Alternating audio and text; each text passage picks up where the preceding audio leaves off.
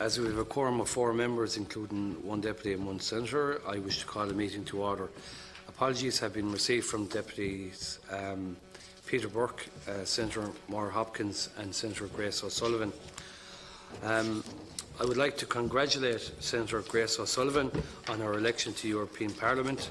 I understand that Senator O'Sullivan will cease to be a member of the Seanad and of this committee when she takes up her seat at the first sitting of the European Parliament, which is likely to be on the 2nd of July 2019. So I want to wish Senator O'Sullivan the very best in her endeavours and congratulate her. At the outset, I remind members, staff, witnesses and those in the public gallery to turn off their mobile phones. As you know, mobile phones interfere with all the sound systems, so just to take a moment to check them out. I now wish to read some formal notices for the information of our witnesses. I wish to draw your attention to the fact that by virtue of Section 17(2)(l) of the Defamation Act 2009, witnesses are protected by absolute privilege in respect of their evidence to this committee. However, if you are directed by the Chairman to cease giving evidence in relation to a particular matter and you continue to do so, you are entitled thereafter only to a qualified privilege in respect of your evidence. You are directed that only evidence connected with the subject matter of these proceedings is to be given, and you are asked to respect the parliamentary practice to the effect that, where possible, you should not criticise nor make charges against any person, persons or entity by name or in such a way as to make him, her or it identifiable. Members are reminded of the long-standing parliamentary practice to the effect that, where possible, they should not comment on, criticise or make charges against a person outside the Houses or an official either by name or in such a way as to make him or her identifiable. On behalf of the committee, I would like to welcome the following witnesses to the meeting today. Representatives from the Centre for Cross-Border Studies, Dr. Anthony Sayers, Acting Director. Representatives from Longford Women's Link, Ms Tara Farrell, the Deputy CEO. Representatives from Rural Community Network, Mr Aidan Campbell, Policy and Public Affairs Officer. It is proposed that any opening statements or submissions or other documents supplied by witnesses or other bodies to the committee relating to the topic of this meeting be published on the committee's website. Is that agreed? Agreed. The United Kingdom voted in a referendum to leave the European Union on Thursday, the 23rd of June 2016. While the withdrawal agreement and the political declaration on future relations was agreed between the UK and EU, the UK House of Commons seems unable to approve the agreement or any other way forward. The UK departure date of the 29th of March 2019 was extended to the 12th of April 2019 and then to the 31st of October 2019. Following Theresa May's resignation as leader of the Conservative Party on the 7th of June 2019, we will probably have a new UK Prime Minister towards the end of July 2019. We are also facing the prospect of a hard Brexit, that is, without a withdrawal agreement. Numerous experts agree that the impact of a hard Brexit on the border region and on the north-south trade, but politics is the art of the possible. This committee is preparing a report on Brexit and the border, the impact on rural communities, and we've heard from many witnesses from both sides of the border. We are delighted to hear again from our witnesses here today who are outlining a way forward. So I'd like to welcome you here, all the witnesses, and I now call on Dr. Anthony Sayers, Acting Director of Centre for Cross-Border Studies. Thank you, Chair. I'd like to begin by thanking you and members of this committee for the invitation to meet with you to discuss the Towards a New Common Chapter project and the result of that project, which is the new Common Charter for cooperation within and between these islands. And if the Chair is in agreement, I'll just begin by offering you a brief overview of the Centre for Cross-Border Studies and the project itself before handing over to Tara Farrell from Longford Women's Link and then to Aidan Campbell from a Rural Community Network, who will tell you a bit about their own organisations and their involvement in this project. But before I do so, I'd like to just draw your attention to the new Common Charter for Cooperation within and between these islands, which is really ultimately the focus of the conversation here today and future conversations where rural concerns are actually particularly evident in the Charter itself. So in terms of the Centre for Cross-Border Studies, since its creation in 1999, shortly after the signing of the Belfast Good Friday Agreement, we sought to contribute to the increased social, economic and territorial cohesion of the island of Ireland by promoting and improving the quality of cross-border cooperation. The Centre's pursuit of its mission has been framed by two primary public policy imperatives: the European Union's cohesion policy and the Strand 2 in particular of the Good Friday Agreement. Throughout its existence, therefore, the Centre for Cross-Border Studies has been deeply concerned with community, social and economic development and cooperation, particularly on the island of Ireland, but also between the island of Ireland, Great Britain and beyond. This concern informed from the beginning the desire to initiate the Towards a New Common Chapter project. This particular project began in late 2014 and has been made possible with the generous support of the Joseph Rowntree Charitable Trust, the Northern Ireland Community Relations Council and the Department of Foreign Affairs and Trade Reconciliation Fund. The project has looked to support and inspire grassroots community commitment to cross-border cooperation in all its dimensions. Cooperation at the border, where rurality is a predominant characteristic, wider north-south cooperation on the island of Ireland, and east-west cooperation between the island of Ireland and Great Britain. It's worked towards a bottom-up vision of the importance and role of cross-border cooperation within and between these islands, while also noting the need for community groups to possess the necessary skills and capacity to not only engage in their own cross-border initiatives, but also to enter into more productive dialogues with relevant local, regional and central government policies and strategies that may affect them. The new Common Charter for Cooperation within and between these islands that you should have before you is a result of a series of intensive conversations between a range of community groups from Northern Ireland and Ireland, and more recently with groups from England, Scotland and Wales. The new Common Charter represents a shared desire to maintain and strengthen relations between communities across these islands, to work together on issues of common concern and to advocate for the provision of the requisite structures and means to cooperate within and between these islands in whatever circumstances may arise. And the Chair alluded to what those circumstances might potentially be in terms of the political dimension.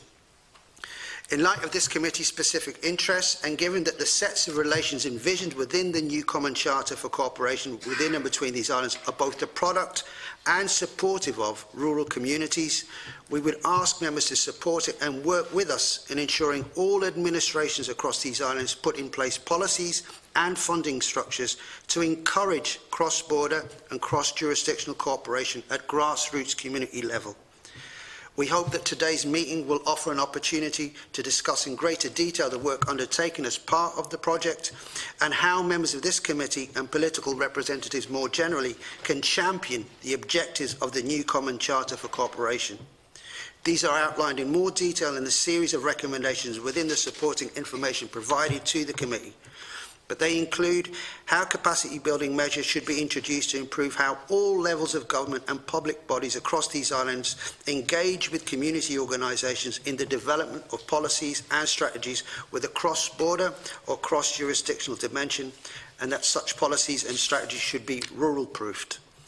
The Charter also calls for a comprehensive assessment of the current funding landscape for cross-border and cross-jurisdictional cooperation initiatives aimed at community organisations and what that landscape should look like going forward.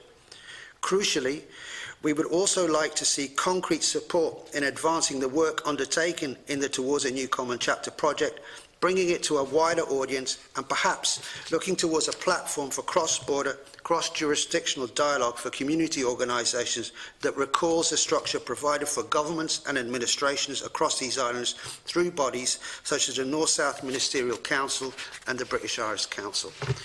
These are issues we may explore further during today's meeting, but I'll hand over now to Tara Farrell of Longford Women's Lib. And thank you to the committee for giving us the opportunity to present today. Just a couple of words about Longford Women's Link. We are a social enterprise founded in 1995, and we provide services to approximately 900 women and 130 children in Longford every year. And those services include education, childcare, entrepreneurship, community employment and domestic violence support. And we do this via our unique model of integrated service delivery. We engage in widespread regional and national advocacy. Our CEO is on the board of the National Women's Council. I'm on the board of Irish Rural Link, and I'm the current chairperson of AINTHIS, the National Adult Learning Organisation. And I also sit in the steering group of the Next Chapter project with Irish Rural Link and Politics Plus in Stormont. One of our flagship programmes at Longford Women's Link, the Women's Manifesto programme, is a unique model of local democratic engagement, and we aim to support women in Longford and other counties to play an active and meaningful role in their local decision-making structures. And just last month we launched the She Project, See Her Elected project, with 50/50 North West, and it's supported by the Department of Housing, Planning and Local Government, and this aims to change the face of local government in rural Ireland and support women to play an active role in public life. So the Women's Manifesto programme was supported by the Joseph Rowntree Charitable Trust from 2012 until the cessation of the Trust's operations in the Republic in 2016. And Longford Women's Link and the Women's Manifesto programme have been active members of the new Common Charter initiative since 2015, and we see it as a key all-island programme of sustained engagement as we move beyond the Brexit referendum outcome. We believe that working at the grassroots level, as the new Common Charter most definitely does, is absolutely critical if we're to see meaningful cooperation and community development alongside an empowered civic society across these islands. So already we're involved in a cross-border project with Women's Tech in Belfast, and our first cross-border conference takes place in Monaghan later this month.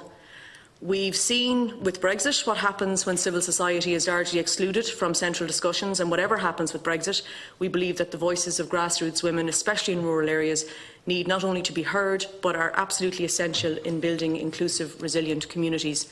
And there's significant potential within the new Common Charter to do this. So if we want an effective democratic society that embodies the spirit of the Good Friday Agreement with active and engaged citizens and communities, then we need, first of all, support for the new Common Charter, and secondly, support for civil society organisations. And yes, that does mean financial support across all administrations, but we do believe it's an investment in our communities and in the future of these islands. Thank you. Chair and members, thanks very much for inviting us down here today. I'll say a wee bit about Rural Community Network and our work, and then a few words about the new Common Charter. So, Rural Community Network is a regional voluntary organisation established by community groups from rural areas in 1991 to articulate the voice of rural communities on issues relating to poverty, disadvantage and equality.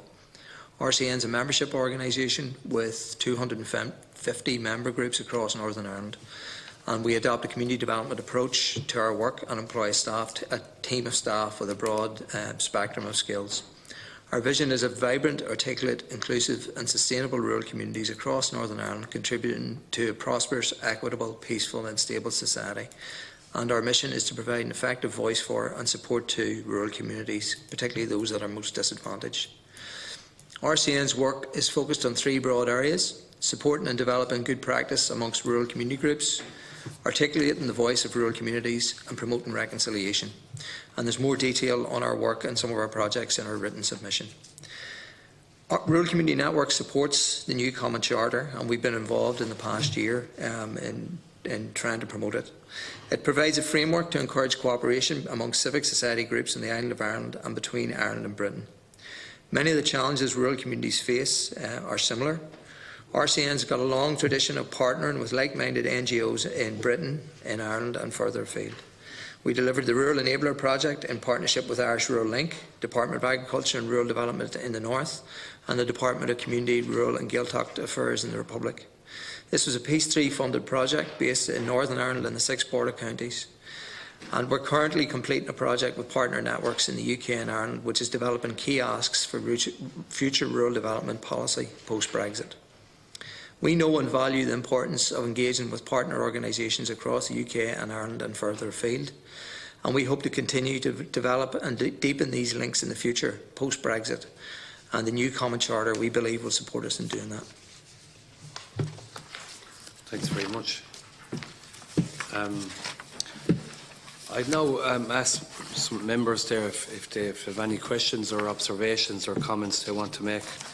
Colin, Deputy Seán Canney, please. Yeah, thank you very much, Chair, and thank you for your presentation. It's I suppose one of the big issues that faces certainly where I live in rural County Leitrim, where we're next to the border with Fermanagh, and very conscious of what the potential of Brexit is, if you like, actually heightening the difficulties that are already there for many people living in rural communities. When you travel around the border region, an awful lot of it is rural. There's a few Midland-sized towns like Enniskillen or Monaghan Town, there are different towns like that, but you're talking about vast rural areas, which and sometimes I do take issue with saying that people in rural areas are disadvantaged. I'd rather call them under-resourced, because it's really an issue of resources and about having people living in a part of the world which they have got a tremendous quality of life, which is vacant if you go into the more what we call the really developed parts of the country. And really it's about being able to ensure that people that live in those areas have access to the type of employment and the type of services that they require, and that's about resources and how to get those resources in place. And I think the piece of work that you're talking about here is really about drawing attention to that and seeing where and how we can put the resources in place that will get the maximum impact. I suppose the outcome of Brexit, nobody knows for sure what it's going to be, but certainly we're just measuring how negative it's going to be. There's nothing talking about it on the positive side at all, so it's the degrees of negativity that we may reach. And one of the key things I think that we need to be looking to, and I would possibly think that perhaps this committee may have a role to play in that, is to try and find mechanisms of working with community organisations across the entire region in order to leverage funding to get those resources in place where they're needed most. And I imagine that the European Union, while Brexit is about, particularly Britain and the North, which voted to remain, actually being forced to leave as well, but I think the European Union has a responsibility. And I think we need to be working with every agency we possibly can to put as much pressure as possible for the European Union to come up to that level of responsibility, to put the resources in place to assist with what is going to be I suppose a transitionary period that we have until we get to a stage where there is some common sense comes back into play, because at the end of the day we all know whether Britain leaves with a deal now or in 6 months' time, at some stage there's going to have to be an arrangement. It is ridiculous for anyone to imagine that a country the size of Britain would leave the European Union and they'd never have a trade deal with all their neighbours all around them. That's going to happen. If it doesn't happen in the next 6 months or in the next year, it'll happen in the next few years. But between now and that happening, I think we need to have basically the funding mechanisms in place to protect communities in the border region particularly. The issues in regard to more widely rural Ireland and where we can assist to make rural Ireland a place where more people will want to live, where more people will be able to live. And one of the projects we've been looking at here is people working remotely, working for big companies out in the rural areas, and the infrastructure that's required for that, our infrastructure around communications, but also to ensure that they have adequate health services, adequate education systems, and all of those things in place so that people know that they can access them wherever they live in any part of the country, regardless of what jurisdiction they're in. So I very much welcome the work that has been done. I think, and I've read through the new Common Charter for Cooperation, and basically, what we're talking about here is putting a structure in place that would be fit for purpose. Because one of the problems we've had up to now is that there have been a whole lot of itty-bitty structures all over the place, and they haven't been coordinated in a proper way. And I think if we can try and do that, and certainly I think this committee will be up for that challenge to assist in any way we can to make that happen, that we can go with a number of clear asks as to what will make a difference and move the position forward. So again, I'd like to welcome and thank you for your contribution today. Thank you, Chairman. Thanks. Senator Paudie Coffey. Gormago Takahirlak, and apologies, I was late coming in. I was attending the Shannon commencement debate. Just to welcome our witnesses today and to thank them for their presentations. And first of all, Chair, to recognise the work that you've already done. I think it's hugely important. But I believe it's probably now more important than ever, given the challenges that we've just heard about with the onset of Brexit. And I have no doubt that even existing relationships and partnerships will be tested. And there is a concern out there that with Brexit there is a great deal of uncertainty. Where will it all end up? How will it impact on our communities? You know, even talking about the border, it just brings uncertainty all round. And I think we do need fundamental, I suppose, flagship projects like yours that we can, I suppose, latch onto now and maybe build on to build collaborations into the future. I think we need to be careful that a lot of the good work that has been done over building partnerships and collaborations over the years isn't undone. And there is certainly a threat to that, I believe, with the onset of Brexit. And I think it behoves all of us as policymakers and you yourselves working in the field to try and find new ways to strengthen these partnerships. And I think that's what you're trying to do. And as policymakers, we then have an obligation to identify what support you need in your work. And I, like Deputy Canney, believe this committee can be of some help.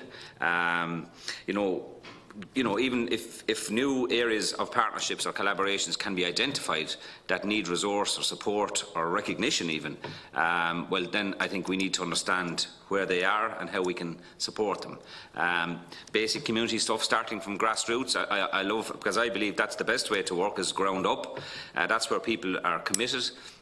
But we've had various voluntary groups in here working with rural communities, and the biggest problem nowadays is volunteerism and people having the time to commit to projects. And I'd say in your own field of work you experience that as well. It's often left to the few, and they're very committed, but they're left to paddle the canoes on their own essentially. And we really need to try and find new ways to get younger people in, to support people that are already involved in projects, to excite them about them and to show them the benefits of joint partnerships with other communities. I come from County Waterford. My wife comes from County Down, so I'm very aware of a lot of the social integrations that happen. I'm a member of the GAA, for example, and I know a lot of clubs from both communities come up and down, north and south. And that can happen in other communities as well, whether it's a hockey club or a J club, it doesn't matter to me. But I would like to see more involvement. Deputy Canney is from a more northern county, but a lot of the partnerships that I see happening are in the border regions, which is understandable. But there are people in the further southern counties that would also be interested, I believe. So, for example, I come from a place called Portlaw. It's an old cotton mill town, a Quaker town, built by the Malcolmsons. But it's a planned social village. I'm aware there's such places in the north of Ireland, like Besbrook and other places as well. And there might be social histories there that we can connect. You know, finding new ways of just identifying each other's history, our cultures, and just building relationships and partnerships. I think there's a lot of work to be done and can be done in those areas, and I'd be interested to see how we could help. So I don't really, my question is, and I think Ms Farrell, you mentioned support and resources, and we always hear that. If we could have a targeted programme of work where required, you know, where you have resources and where they match and where there's deficits of resources or supports, I think we'd like to hear from you, you know, where they might be and where we might be able to assist into the future. Thank you, Chairman. Thanks, Senator. I too want to recognise all of your work, it's a collective work, and I suppose just in relation to the Charter itself, what is the long-term vision for the new Common Charter, if you have one itself, like, and what are the next steps in the development of the Charter as well? I'd also agree with my colleagues. You know, it's hugely important that the grassroots would be involved, because that's where it's at, and particularly the impacts on rural communities, whether it's a border region or, you know, and you can see the impact there that Brexit will have there, and we don't want to be going back to that division of the past, and that's exactly what Brexit represents to me. So any policies or collaboration of community groups, grassroots organisations must be listened to And state organisations, whether it's be north or south of the border, should be working in collaboration with groups like yourselves and listening to and engaging. And that's why we as a committee are delighted to host you here today. And possibly, maybe you could give an opportunity here to outline the Charter, what it means as well in practice. Thank you, Chair. Thank you, Deputy Canney and Senator Coffey. I'll perhaps try and address the points made by all three of you and try and link them, and maybe starting with the question around the long-term vision for the Charter and what are the next steps. Kind of relates back to some of the comments made by Deputy Canney at the beginning, where he noted that there has to be an arrangement in terms of where we're going with Brexit. We have to reach a point where some sort of arrangement has to come out of this, and I would agree with that. But it's absolutely vital that whatever the arrangement is, that arrangement listens to and is shaped by communities on the ground, north and south, east and west, that we are all involved in coming to whatever that arrangement is, because otherwise we will end up with a structure that is not fit for purpose, that we'll end up with remedies that are short-term and don't really address the needs of communities on the ground. So it's absolutely vital that as we move forward, that we do listen to communities north and south, close to the border, away from the border, because community organisations in all sorts of sectors already involved in conversations, have been involved in conversations. Rural Community Network, as Aidan pointed out, is involved in conversations in cooperation with similar organisations in England and Wales and Scotland and here in the Republic as well. But it's supporting them, allowing those conversations to continue and that cooperation to continue, because it would be absolutely tragic if we lose that connectivity, that dialogue. Deputy Canney also mentioned that the EU has a responsibility in terms of what happens here. I think the EU has already made a commitment in terms that it wants to support the Republic of Ireland in particular, but the island of Ireland as a whole, in terms of how it deals with Brexit, how it moves forward. The Irish government, I believe, has also made a similar commitment, but we're waiting for one important partner in this commitment, which is the UK government, to show its commitment. And it's a commitment that needs to be made because the UK is a co-guarantor of the Good Friday Agreement. And the Good Friday Agreement represents the totality of relations within and between these islands. And the UK government must live up to that commitment. And I think that returns us to the question, what are the next steps for the Common Charter? We want to scale this up, involve more organisations in this, and involve more administration. So we are in conversations with political representatives from Scotland, from Wales, from England, and obviously, although it's a bit more difficult at the moment with political representatives in Northern Ireland because of the particular circumstances that we have there with no government, with no executive or assembly functioning at the moment. Hopefully that will resolve itself. But we are in conversations with, because we also want to highlight the fact that this isn't just about the Good Friday Agreement. Relations are not just about Northern Ireland, the Republic of Ireland, or Ireland and the UK as a whole, or the UK government. Scotland and Wales are part of the Good Friday Agreement. Strand 3 binds us all together. So those administrations also have a responsibility to ensuring that their communities in Scotland and in Wales are given the opportunities, the structures and the funding to continue these relations, these vital relations within and between these islands. So that is the next steps in terms of the Charter, is ensuring that those conversations lead to a point whereby there is a proper structure in place that is fit for purpose, that does encourage those relations between community groups across these islands to continue their dialogues, to continue to cooperate and to continue to exploit opportunities that are there. Because I'll just finish by saying this, that one of the tragedies really, or the potential tragedies, is we miss out on connections that are there to exploit opportunities that are there just because of some administrative obstacles, the structures aren't there in order to enable us to exploit those opportunities. So that is where we're going with the Common Charter, is to ensure that administrations across these islands are putting in place the structures that we need as community groups to continue the work that many of us are already doing in terms of cooperation at the border, but wider cooperation on an all-island basis, north and south, but also east and west. Thanks. And Ms. Farrell, yeah. Very briefly, and I suppose just to follow on from Dr. Swary's point, that from our perspective as a grassroots organisation, there hasn't really been any other space of this nature. And when we talk about structures that are fit for purpose, bearing in mind that this project started in 2014 and we're involved since 2015, and the concern for us is that if we don't continue to facilitate this grassroots dialogue and this all-island and between these islands, this cooperation, that we're not going to have an understanding of the issues that we all face on these islands. So I think there's a huge opportunity here. And also to say that we're working on various different levels. I mean, we took part in a NIWEP discussion with 5 nations on the economic impact of Brexit for women. But it also covers a wide range of issues that perhaps aren't always making the headlines every day. So, for example, for women living in the border areas, the issue of domestic violence, the issue of barring orders in jurisdictions and so on. So it's really, really important. I mean, we became involved in this because we could see the necessity for it. And I suppose we felt at the time that the whole idea of grassroots cooperation, that wasn't necessarily a priority for a lot of the administrations. So our participation was driven by these concerns.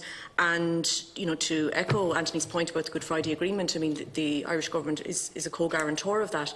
And while the economic dialogue is absolutely critical, we also have to focus on the grassroots communities and the issues that communities are going to face, whatever happens as a result of Brexit. Thanks a lot. Mr. Campbell. Yeah, well, just to add to what Tara and Anthony have already said, I mean, and to pick up on a couple of points from Deputy Canney and Senator Coffey, a lot of the networking and the work that we have done with rural partner organisations, both in the south and in Britain, it comes from personal contact. I mean, we know individuals in England that we can lift the phone in rural networks and talk to about certain issues. Now, we're a networking organisation, I suppose. We employ 6 staff, so it's not a big staff team, but it's those groups that are working in 90%, I'd say, of our 250 member groups are totally volunteer based. So they don't necessarily have those networks. If they're working on those issues, whether it's local economic development, whether it's women's issues, whether it's youth issues, environmental stuff, they aren't necessarily as networked in as some of the I suppose organisations that are at, that can employ staff. So I think it's really important that we start to think about how we can be more systematic in terms of ensuring that groups have these networks, they know who to contact, and I think the Common Charter is a way of facilitating that. And I think that if we can get administrations across these islands to start promoting it more and think about how we promote it more and embed it more, then I think there's huge power in that, in dealing with some of those issues that you're talking about, Deputy Canney, around remote working. How do we build economic development in rural communities that's sustainable into the future? Based on looking at what's coming down the line in terms of climate crisis, how do we reduce people from rural areas jumping in the car and having to do a 2-hour commute into urban centres to get work? Those are huge issues, and I think there's huge potential in that. I know our board members have been at the Grow Remote conference that was held down in Tubbercurry in Sligo last month, and they see huge potential in trying to extend that type of model into rural communities in the north. So those are the types of issues I think, and I think that we're dealing with in rural Northern Ireland, very similar to what you're dealing with down here, and I think that's how the Common Charter can help. Thanks, Mr. Campbell. Deputy and Senator, what do you want to comment? Yeah, no, I just wanted to one of the issues I see is highlighted in the Charter is around both education and tourism, and it's always struck me that in the last 20-25 years, the Good Friday Agreement, the peace process, we've done something unique on this island that hasn't happened in many countries around the world, where we had a peace process which has actually got people both Like, some of it was a high wire act, if you like, between political parties and all that, but there was also an awful lot of it that was done on the ground between communities. And getting people who hadn't spoken to each other or hadn't talked about the difficult things, who may have met at the mart and talked about the price of cattle, or may have met in somewhere and, you know, shared scones, but never talked about the things that were affecting their lives, began to talk about those things and the impact of that had on a peace process. And I always feel that that's one of the things that we've missed, is that around the world we have conflict. And, you know, we're talking about climate change.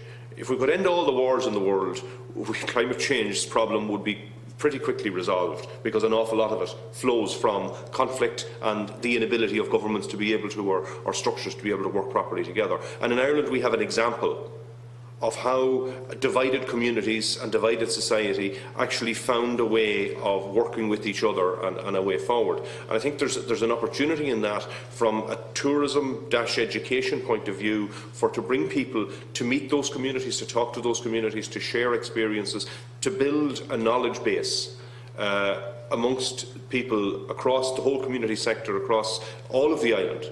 You know, and Senator Coffey mentioned about, you know, the Quaker village in many of our towns and our villages and our places around the whole country, going back for the past 400 or 500 years, where I suppose really they were the consequences of plantations and all of these things that happened, and what was the outflow of all of that. And, you know, we're all both victims and products of our histories. And but our histories are similar anywhere you go in the world. It's all about, you know, I suppose, power imbalances, economic imbalances, and the impacts of those, and the history of them from the past, and what impact they have on the future. And if we could try and find, I think the potential that we have in Ireland has never been properly realised, for to be able to bring people from all over the world to come here to learn and understand and build on that huge effort that was made, and the consequence of that effort, I think, has never been fully examined. Now, I know some of the universities have done work and people have come and done studies and all, but that's again almost a high wire act. You know, getting into the communities where the real action actually happened, I think it would be something that has a potential to bring a different kind of tourism and a different kind of education, which is something that I think could be part of it. I was just interested when I was reading through the charter that was, you know, two of the things you mentioned is about tourism and about education. And the idea that that other countries can learn from Ireland, I think is a no-brainer. Everyone can see that. And everywhere around the world we see political conflict and political ideas coming to the fore that are about resentment and about, you know, one-upmanship and all of this sort of thing, rather than about the kind of cooperation that we've managed to develop here. And I think it not only would it be good for people coming, it would also be good to sustain and bed down the process that we've had over the past 20 years. Because, you know, some people talk about the peace process as if it's something that's finished. It's far from it. It is a work in progress, and it requires continued evaluation and continued work and continued resources, but particularly it requires continued effort on all the parties involved in it to make sure that we bring it to its conclusion. And I just feel that, you know, one of the ways of doing that may be to invite others in from outside and to develop both tourism and education projects around that. Thanks, Deputy. Senator Coffey. Yeah, just some points to make again, following on from what Deputy Canney has said. I think we should recognise the great achievements that have been made in North-South collaborations, East-West collaborations in the past. And I think the Good Friday Agreement, like Deputy Canney again said, was one of the huge significant achievements for this island. And it's something that will continuously need to be protected and worked upon to support it. And as you said yourself, Dr. Soares, Strand 3 of that Good Friday Agreement and the commitments contained within that are something that are enshrined, voted on and by the people of the island. And we just need to recognise that achievement. But the fear is that some of that good work can be unwound. And like other achievements we've had in the past, we've successfully accessed through the EU cohesion funds, regional Interreg funding, for example. I'm aware in my own area, again in my own South East region, where there was collaborations with Wales to access Interreg funding across education and other areas. And I have a concern, and I think I raised it at this committee previously, what does the future hold in terms of what's going to replace those supports? You know, they were hugely valuable to rural communities in the past. You know, access programmes to education, all kinds of renewable energy projects, all kinds of, you know, initiatives that benefited both Wales and the region that I come from. And I'm sure it's the same north of Ireland as well and south of Ireland. And my concern is what's going to replace them in the future. And the EU, you've rightly pointed out, has a responsibility here in terms of continuing support for regions and rural communities in the island of Ireland and indeed in Wales and Scotland and places like that you just mentioned. So I'd be interested to hear, you know, your views on, you know, looking back the successes of the likes of Interreg and in the future maybe what or where we can go to try and access similar programmes, but there'll be new programmes into the future. And I think the EU and the Commission and all of those organisations has a role. So the second thing I'd like to follow up on, Mr Campbell, you made a good point, I think, about networking. And I think strong networking and successful networking in the past has been down to strong individuals and people that, you know, knew where to go and how to network. And I think you're right saying we need to be more systematic in that, because we can't just depend on individuals. We could lose some of those good individuals in time, and then when they're gone, is there a vacuum? Is the network lost? Is it broken down? So we need to tap into new ways of systematically building those networks, so that no matter what person comes into an organisation, that the network is there, or that there's an access there that they can identify with. And I believe, and I think it's already working. As you were speaking, it struck me. I remember 2 or 3 years ago, rural development groups from Northern Ireland visited Waterford Leader Group. And I was just invited to meet them, but it just struck me as you were talking. These were individuals from all around Northern Ireland had come to Waterford to meet the Waterford Leader Group, who were involved in rural development programmes, and they were sharing information, whether it is a small start-up business in rural Ireland making yogurts or whatever, cheese making, whatever it was, they were sharing information, and I was delighted to see it. And it only struck me when you were talking that, yeah, there is probably more links than we recognise, you know, even ourselves. And that was one example that I came across, and I would certainly hope that that will continue. And then you have the likes of the women's groups. There's opportunities there to tap into those, north and south, east and west. The farming organisations, the Macra na Firmas of this world, so that they can share their experiences with similar organisations in other regions. So I think there's structures there. It's just we need to identify them and then put a systematic way of connecting them all. And then they themselves, the energy will come from them, I think, to build new partnerships. So I'd be hopeful for the future, but I think there's huge challenges there. And my final point, and it's a question, it's around political engagement. In your experience, like, what level of commitment have you experienced? Now, and I know you have to be careful, you don't want to be chastising anybody publicly or anything, but say from the likes of local authorities, north and south, what level of commitment to your programme of work have you experienced? The regional assemblies, I think they're very important organisations that you need to see commitment from. Parliamentarians like ourselves, again, north and south, and in the UK as well.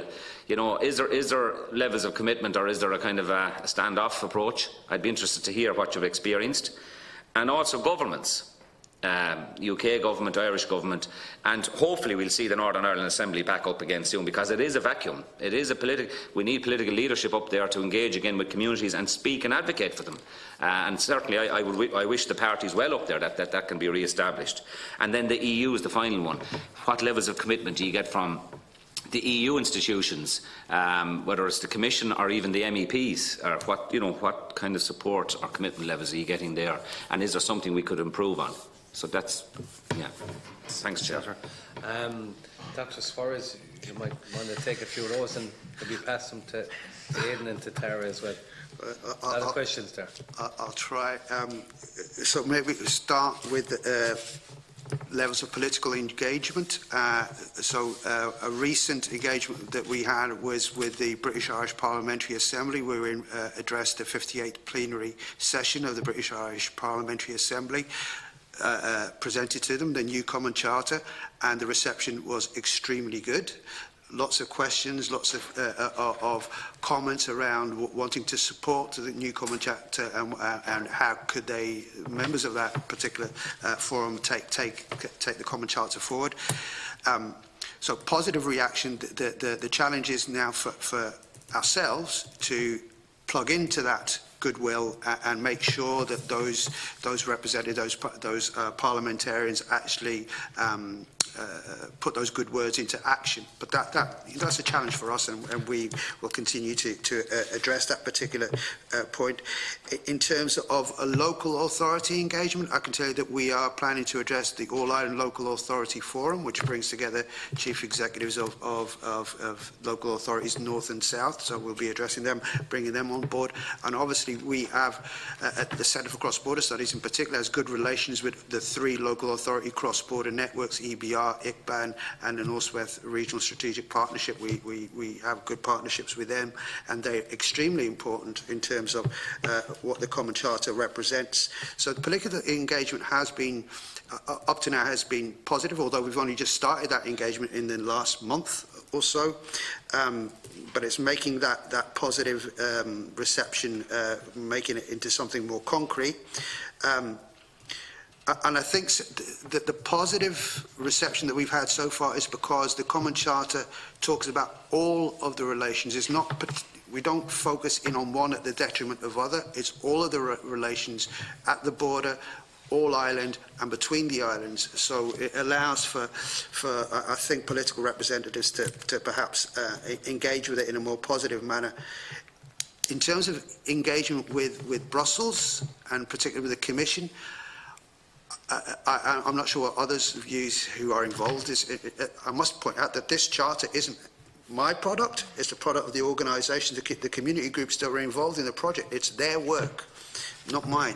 So they might have a different view. But I think before we go to the Commission, we need to have something solid here between these islands before we go to the Commission, whether we go to the Commission or not, but to seek their engagement. So that's one thing I would say there. In terms of, the Senator referred to structural funds, connections with Wales. That has been a topic of conversation with the groups in Wales and with the Welsh Assembly. The Welsh Assembly, there was a report not that long ago talking about how Wales wants to have external engagement post-Brexit, that they want those relations to continue, the relations that up to now have been facilitated by EU structural funds.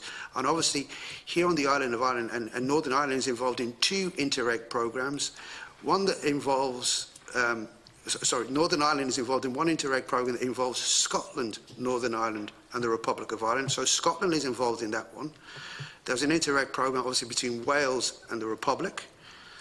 Now, the EU commitment so far is to the island of Ireland and to North-South cooperation. It doesn't address really the connections that we have through Interreg with Scotland on the one hand and Wales on the other. And I think that's important, that something is done in order to ensure that there are structures there and funds to enable those relations to progress post-Brexit. So that is really important.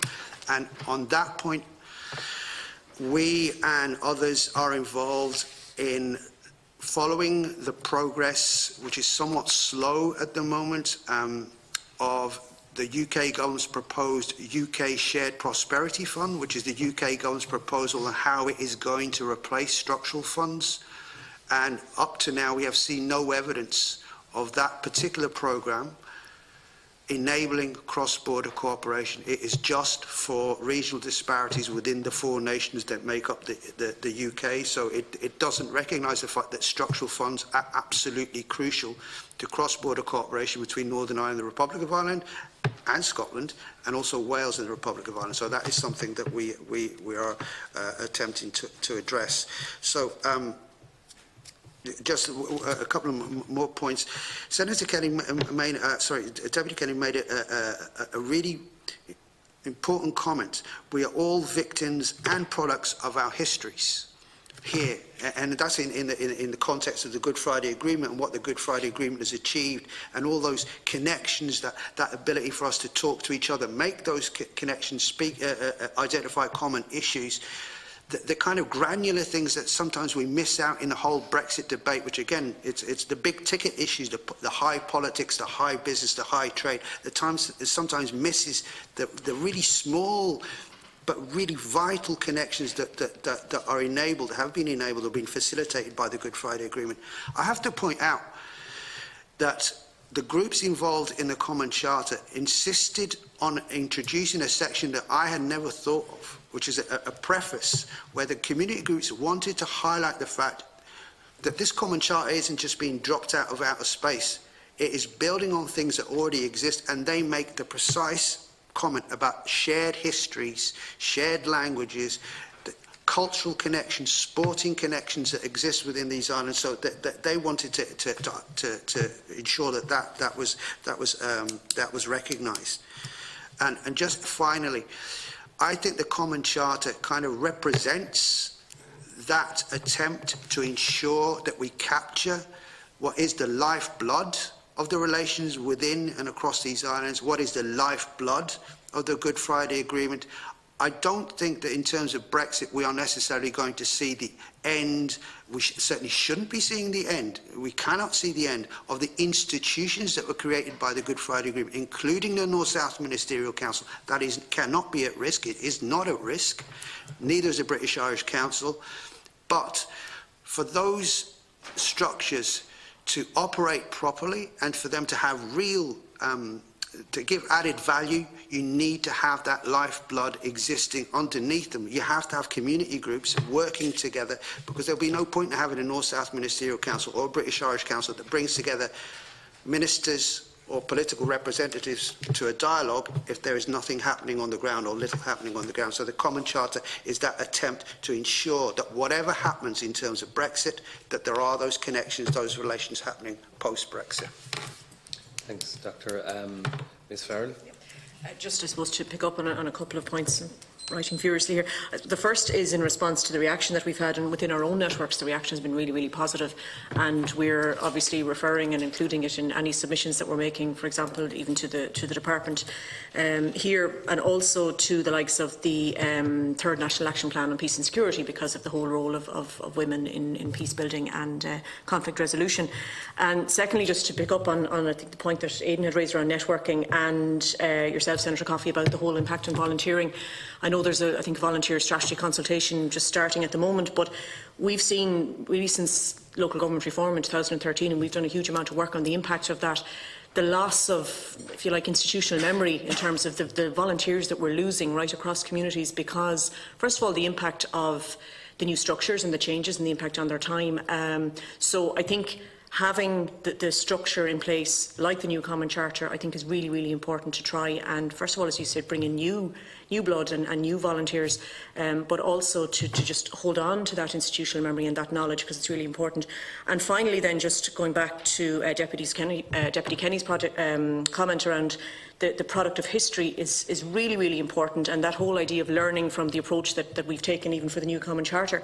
Because while we've been involved since 2015, I'm not saying the conversations were always easy. You know, there were some very, very interesting conversations, particularly at a cross-community level, and we found the first draft of the new Common Charter, or chapter as it was then, we brought it to Scotland first, and we had a considerable amount of questions about the language in it, which, you know, we hadn't anticipated, because it was a product of our history. So, for example, they were asking why we had so many references to culture and language, and it meant a very different thing to us from an all-island version of the Charter than it did from a Scottish perspective. So that was really interesting and very, very important. So I think, again, having a platform, having this structure now that we have in place after, well, we're involved for 5 years or 6 years of work, I think it's really, really important. Yeah. So, Mr. Campbell.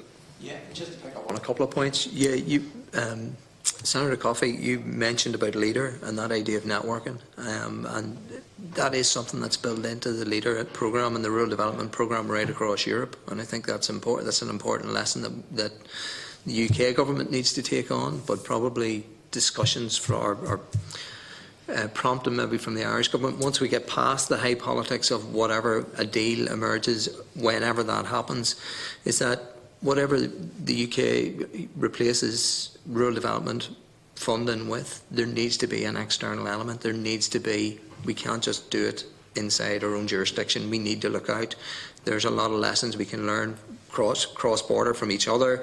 There's a lot of lessons we can learn right across Europe from what they're doing in terms of rural development. So that importance of networking and leader invested in that and placed that as being really important. I think the UK government, and that's certainly one of the things our organisation is trying to do when we talk to them about the UK Shared Prosperity Fund, there needs to be an external element. It needs to look out, and that costs money, and it's valuable, and it's worth investing in.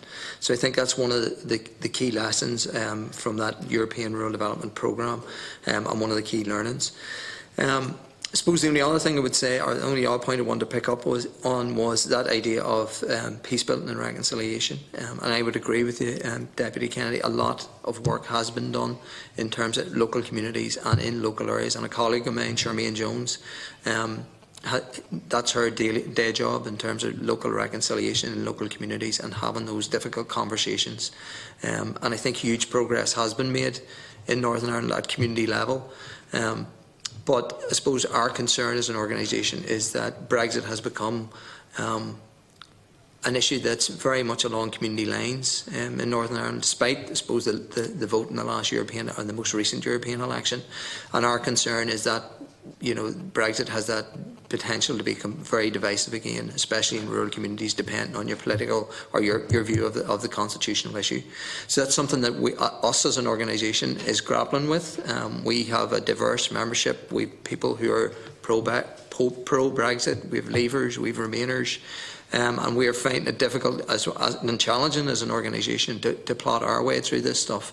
I suppose my personal view on it is that rural development and these rural development challenges will be there regardless of what deal the UK comes to with the EU, and the issues will remain, and we will continue to work on them. Thanks very much. Any other final comments? Okay. Well, in their work, I think it's vital now more than ever.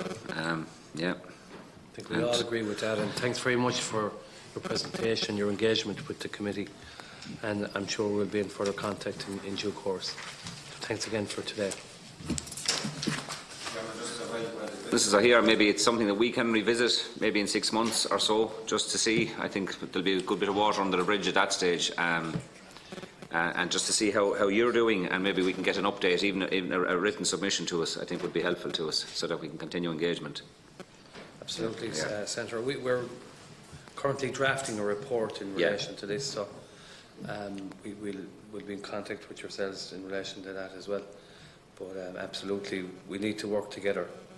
You know, and I mean that is being showcased today in this committee hearing. Absolutely. So thanks again. Thank you.